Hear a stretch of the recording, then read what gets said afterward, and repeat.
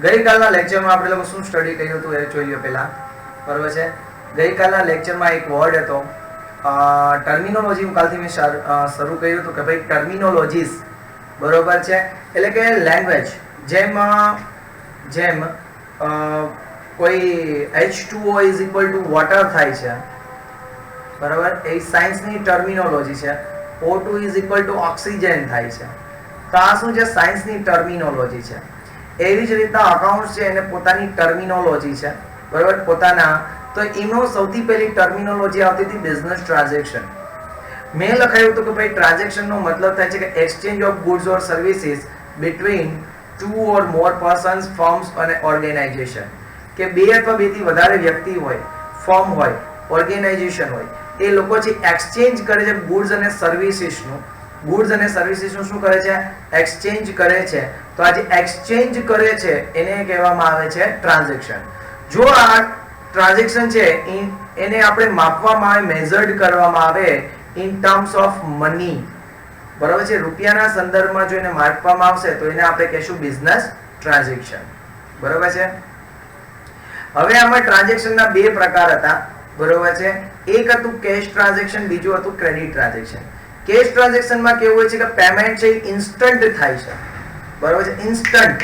એટલે કે 5000 નો ગુડ્સ લીધો અને 5000 કેશ આપી દીધા, 5000 નો ગુડ્સ લીધો અને 5000 નો ચેક આપી દીધો, તો ટ્રાન્ઝેક્શન ઇન્સ્ટન્ટ થઈ જાય છે. That is called cash transaction. Credit ટ્રાન્ઝેક્શનમાં કેવું છે કે ટ્રાન્ઝેક્શન ઇન્સ્ટન્ટ નથી થતા હોતા, બટ ડિલે થાય છે ફોર ફ્યુચર, બરાબર છે.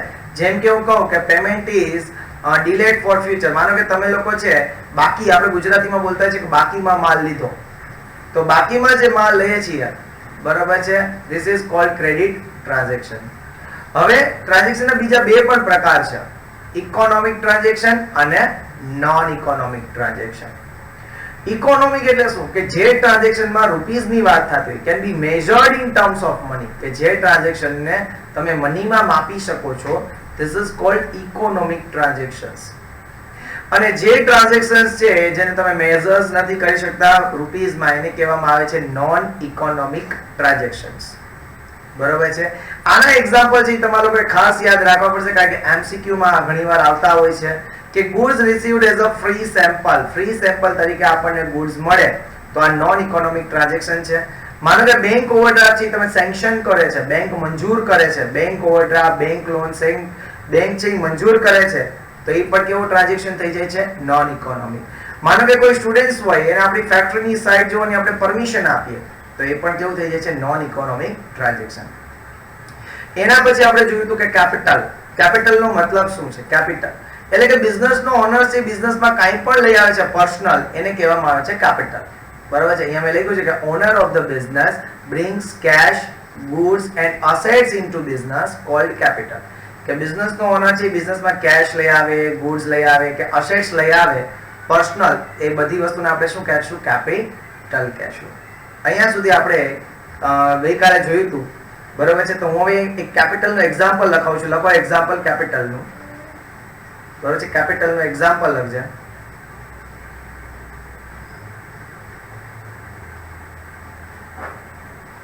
Mr. X, owner of Sanjay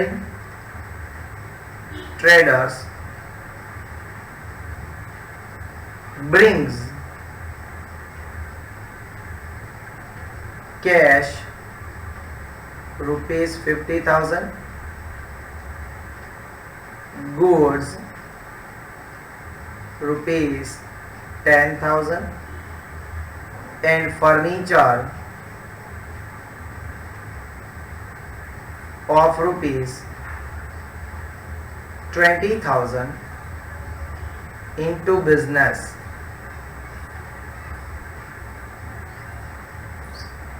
Now, what is the value of capital? What is the value of capital? તો અહીંયા કેપિટલની વેલ્યુ કેટલી કહેવામાં આવશે? તો જો મેં કેપિટલનો મતલબ શું કીધો, તો કે બિઝનેસનો ઓનર છે, બિઝનેસમાં કંઈ પણ લઈ આવે છે અને કેપિટલ કહેવામાં આવે છે. તો અહીંયા મિસ્ટર એક્સ છે એ ઓનર હતો સંજય ટ્રેડર્સ નો. તો બિઝનેસમાં શું લઈ આવ્યો? તો કે એક તો કેશ લઈ આવ્યો 50,000, ગુડ્સ લઈ આવ્યો 10,000 અને ફર્નિચર લઈ આવ્યો 20,000. એટલે આમ તો એ કેટલી વસ્તુ બિઝનેસમાં લઈ આવ્યો? તો કે ભાઈ એક કેશ લઈ આવ્યો 50,000 ના, બીજું શું લઈ આવ્યો? ગુડ્સ લઈ આવ્યો 10,000 ના, પછી શું લઈ આવ્યો? તો કે ફર્નિચર લઈ આવ્યો 20,000 ના. તો ટોટલ કેટલું થયું? 80,000. તો આ 80,000 ને શું કહેવામાં આવશે? કેપિટલ. ટોટલ કેપિટલ કેટલી થશે? 80,000. સમજાણું? ટોટલ કેપિટલ કેટલી થશે? 80,000. ક્લિયર? આ એક્ઝામ્પલ હતું કેપિટલ નું. કેપિટલ કોને કહેવાય? બરાબર છે. ચલો બીજું એક્ઝામ્પલ. એના પછીની થર્ડ ટર્મિનોલોજી આવે છે. પહેલી બિઝનેસ ટ્રાન્ઝેક્શન ભણ્યા, બીજી કેપિટલ ને ત્રીજી હવે આવે છે drawings.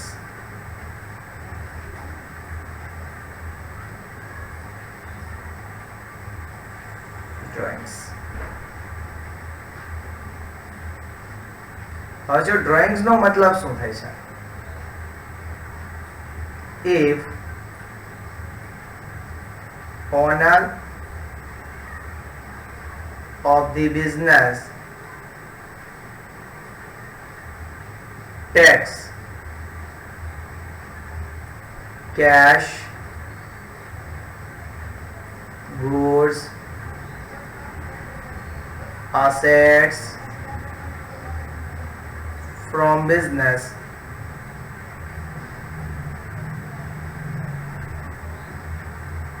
for personal use,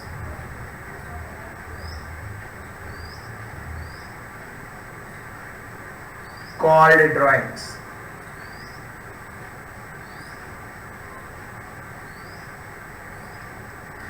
drawings એટલે કે બિઝનેસ નો ઓનર છે એ બિઝનેસ માંથી કેશ લઈ જાય છે, ગુડ્સ લઈ જાય છે કે અસેટ્સ લઈ જાય છે પોતાના પર્સનલ યુઝ માટે. બરોબર છે? ઇમ્પોર્ટન્ટ શું છે? તો કે પર્સનલ યુઝ. પોતાના પર્સનલ યુઝ માટે આ બધી વસ્તુ લઈ જાય છે તો એને આપણે શું કહીએ છીએ? ડ્રોઈંગ્સ કહીએ છીએ ફ્રેન્ડ્સ. હવે એક હજી બીજું પણ છે, જ્યારે જનરલ એન્ટ્રી હું શીખવાડતો હોઉં છું ત્યારે બહુ તકલીફ પડતી હોય છે કે if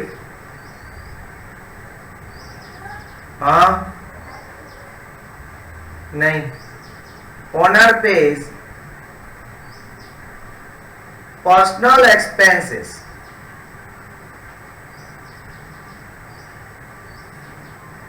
from business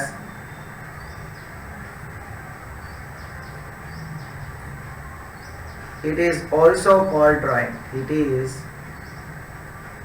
also called drawings.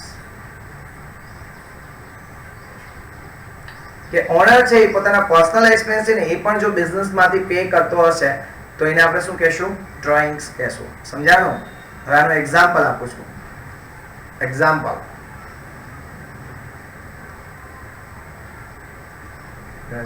if Mr. X withdraw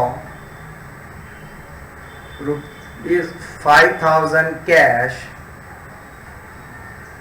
from business for personal use,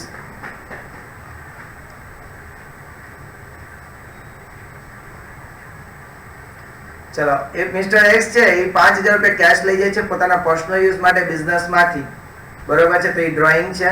અથવા તો Mr. X paid his son's college fee from business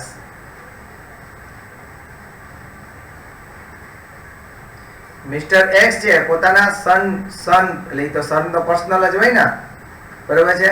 pad his sons college fee from business, કે business માંથી પોતાના સનની college fee ભરે છે તો એને પણ શું કહેવાય છે? ડ્રોઈંગ અથવા તો વિથડ્રો કહેવાય છે. બરોબર છે? હજી એક નવો ટોપિક એમાં એડ કરવું હોય તો કે ડ્યુ ટુ ડ્રોઈંગ્સ ને કારણે capital of owner is decrease કે ડ્રોઈંગ્સ ને કારણે જે ઓનરની કેપિટલ છે એ શું થઈ જાય છે ડિક્રીઝ થઈ જાય છે ડ્રોઈંગ્સ ને કારણે ઓનરની જે કેપિટલ છે એ શું કરી જાય છે ડિક્રીઝ થઈ જાય છે ગાઈસ બરાબર કે ડ્રોઈંગ ને કારણે ઓનરની કેપિટલ છે એ ડિક્રીઝ થઈ જાય છે સપોઝ કરો કે ઓનર છે અને બિઝનેસમાં કેપિટલ એટલે કે ધંધામાં રૂપિયા રોક્યા હોય 1 લાખ રૂપિયા રૂપિયા કેટલા રોક્યા 1 લાખ કેપિટલ એટલે કે રૂપિયા રોક્યા બરાબર અને એમાંથી એને 20,000 રૂપિયા પર્સનલ યુઝ માટે લઈ ગયો તો એનું ડ્રોઈંગ થઈ ગયું તો એનો મતલબ એમ કે હવે એને ધંધામાં કેટલા રોક્યા કહેવાશે 80,000 હવે એની કેપિટલ કેટલી કહેવાશે 80,000 કે 1 લાખ રૂપિયા હોય કે એમાંથી 20,000 રૂપિયા પોતે ડ્રોઈંગ કરી ગયો તો 80,000 એની શું થઈ જશે કેપિટલ થઈ જશે ક્લિયર કેપિટલ ડ્રોઈંગ બરાબર છે જો ઓનર બિઝનેસમાં કેશ સ્ટોક અસેટ્સ લઈ આવે કેશ ગુડ્સ અસેટ્સ લઈ આવે બરાબર છે તો કેપિટલ ને લઈ જાય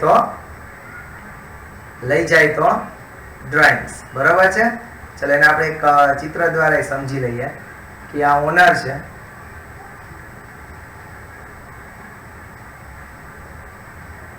છગન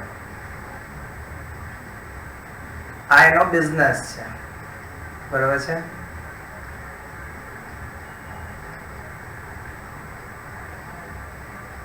આ એનો બિઝનેસ છે સારી સ્ટોર છગન બરાબર છગન જે બિઝનેસમાં લઈ આવે છે કેશ છગન જે બિઝનેસમાં લઈ આવે છે સ્ટોક એટલે કે સાડીઓ લઈ આવે છે બરાબર છે છગન જે બિઝનેસમાં લઈ આવે છે અસેટ એટલે કે ફર્નિચર ને એવું બધું તો આ બધી વસ્તુ લઈ આવે છે એને આપણે શું કહીશું કેપિટલ કહીશું કેશ લઈ આવે સ્ટોક લઈ આવે કે અસેટ્સ લઈ આવે તેને આપણે કહીએ કેપિટલ પછી માનો કે છગન જે સારી સ્ટોર્સ માંથી પોતાના ધંધામાંથી લઈ જાય છે કેશ લઈ જાય છે સ્ટોક લઈ જાય છે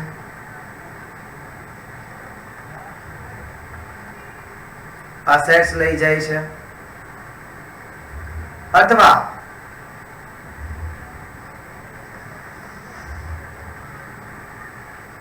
પર્સનલ એક્સપેન્સ પે કરે છે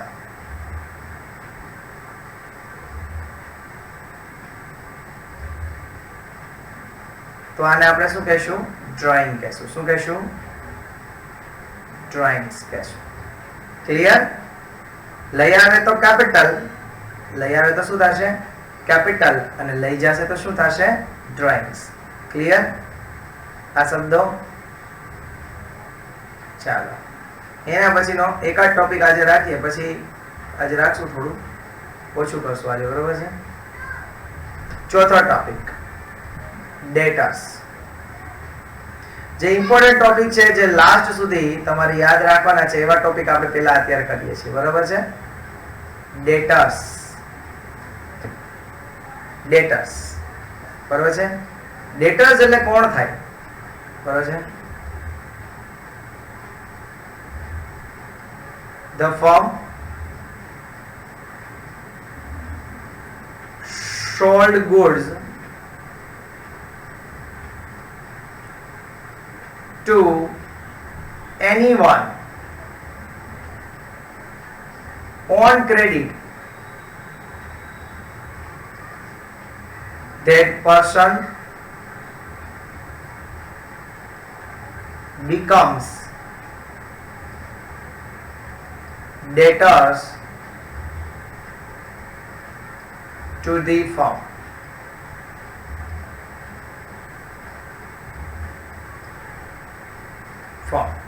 બરોબર છે debtor is one kind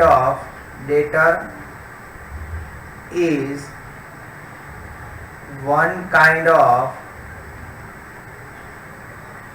our current assets debtor is also known as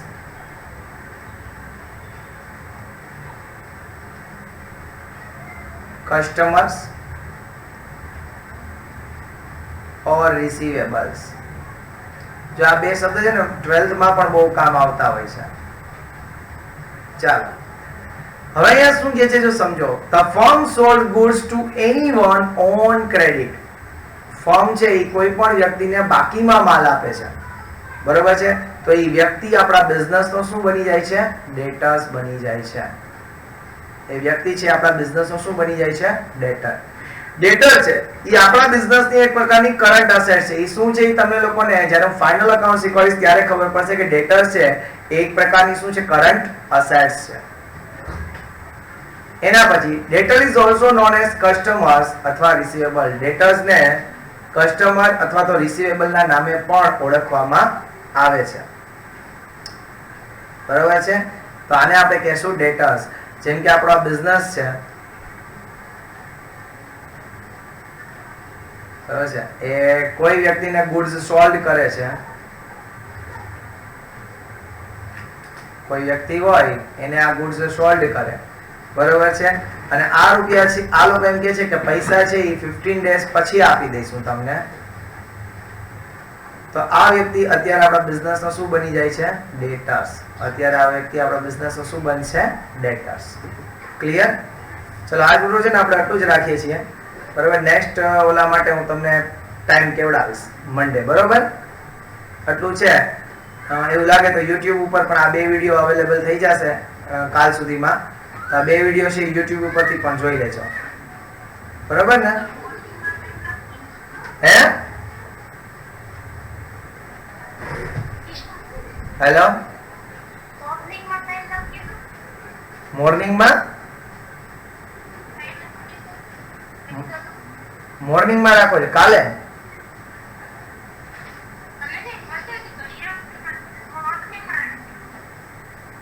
અચ્છા, હા તો ચાલો હું એવું છે ને તો કેવડાવી દઈશ. ચાલો મોર્નિંગ નો કઈક ટાઈમ અરેન્જ કરશું, સવારે 8 થી 9 નો કેવો, બરોબર? હે હા તો કાલે જ કહી દઈશ, બરોબર છે. મોર્નિંગ માં જ અરેન્જ કઈક કરાવીશ. બીજા બધા શેડ્યુલ ગોઠવી લઉં, બરોબર? હા ઓકે ઓકે ચાલો મળીએ તો મંડે. કાલે હું તમને કહી દઉં છું. હા ચાલો આવજો.